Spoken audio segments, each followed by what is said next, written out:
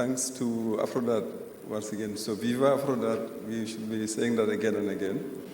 And congratulations. This has been amazing. This has been really amazing.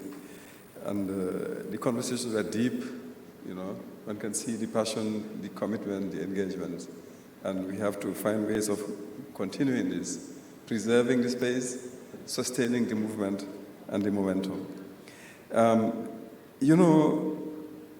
Well, just I hope with all this you've had time to enjoy a little bit of the Senegalese terrain. You've got a taste of it. You were able to see a little bit of Dakar.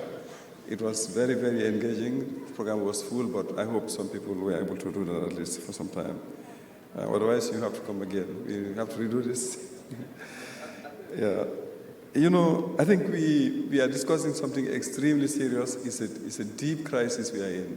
It's an extremely deep crisis, and it's a global crisis, multi-layered, multifaceted. And in addition, we have our own issues on this continent. So it's important that we keep our eyes also on what is going on here and our own responsibilities in what is going on. And with regard to the debt, Aziz and I think Briggs also talked about the position that Sankara took when he said at the AU summit 3 months before he was assassinated that we should refuse to pay this debt. In Senegal, there is a writer called Aminata Sow.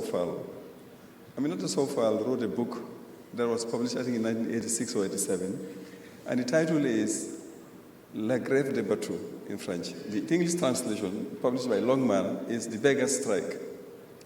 So the story is the ruling class, the elite, was getting, sort of disturbed by the fact that the streets are filled with beggars, and the dirt, and that this might affect the tourist industry. So they developed a plan, military precision to evacuate the streets and clean them up so that they wouldn't impact on the tourist industry. But the beggars heard about this and they were organized.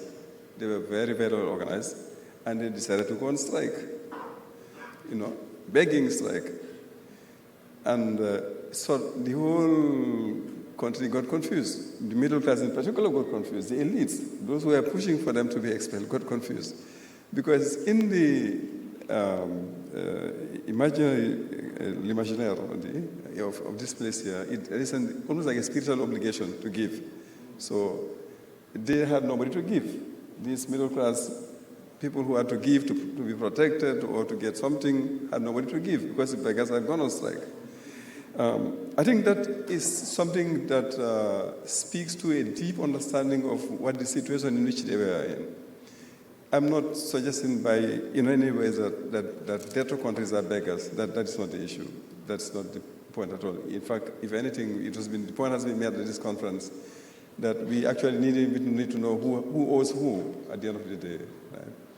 But the point about the beggars getting organized to say, look, we are not allowing this thing to happen, to be driven out of the streets as if our being here, is not actually a service, doing them a service, is important. It comes from a deep understanding of what the sociology, the relationships are, and so on.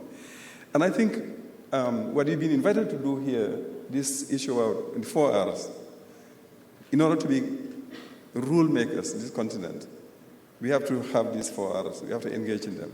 I think that is also informed by a deep understanding of where we are now and what we need to do to move forward in the face of this deep crisis. We need to, as far as I can think, the Chinese talk about walking on 2 legs. I think we need to walk on 3 legs. We need to engage in all the renegotiation, invest in all the spaces where we need to be, all the reforms that need to be done so that the debt burden becomes lessened, the debt be cancelled where that is the case, and have it better managed and sustained. So all those issues are very important, and I think that's one leg. So that's there's a kind of emergency side to this. It is heavy, it's weighty, it is damaging, it is preventing us from actually moving forward with our development agenda. So we need to address it as an emergency issue. At the same time, too, we know that it is not only about the debt. There are so many other problems that we need to keep our eyes on. And the whole point about the flows, the financial flows, illicit financial flows, and the other ways in which we are losing our resources is important.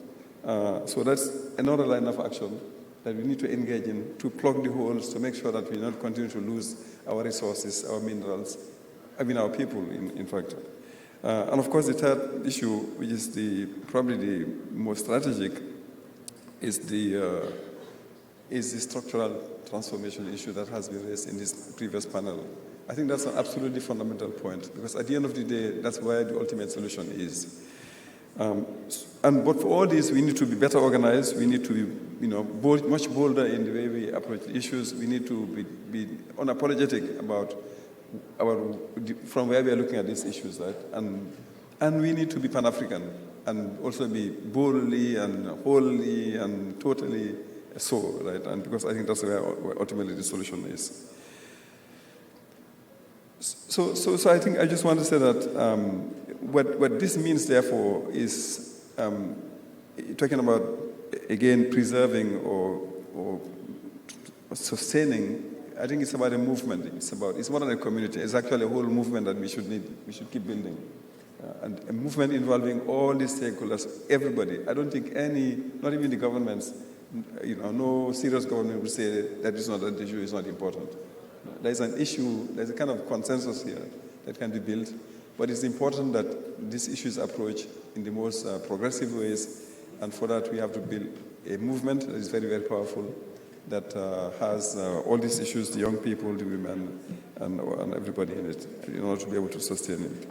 So again, I just want to say once again, thank you very much, and thanks to Jason and the whole team, and to the board members, to all our partners, to the parliamentarians who've been really great to have here, to the government of Senegal, who sent us representatives from 2 ministries, to the funders who enable us to do this, and to all the colleagues who've been working night and day, the colleagues of AfCoDD, but also the Trust Africa colleagues who have been helping to get this thing to happen, and the AfriCatalyst colleagues as well.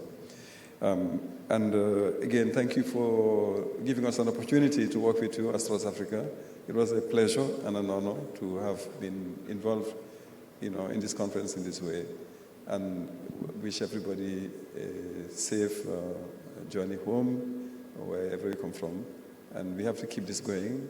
And so, Amandla, I would say.